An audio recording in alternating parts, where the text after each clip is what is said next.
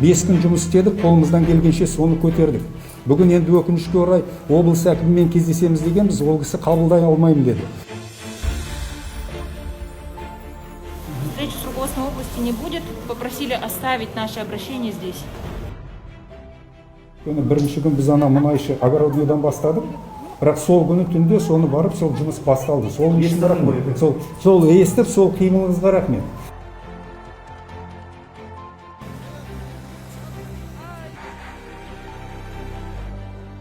Біз Атырауға жаңағы сіз айтқан сияқты шұқылап келген жоқпыз. Егер ол халық бізге шықпағанда, біз сіздердің деңгейлеріңізде шешіліп жатқан жағдай болса, біз бұнда келмес едік. Сіздің бүкіл қойған сұрақтарыңды тікелей халықтың сұрағы деп есептеймін.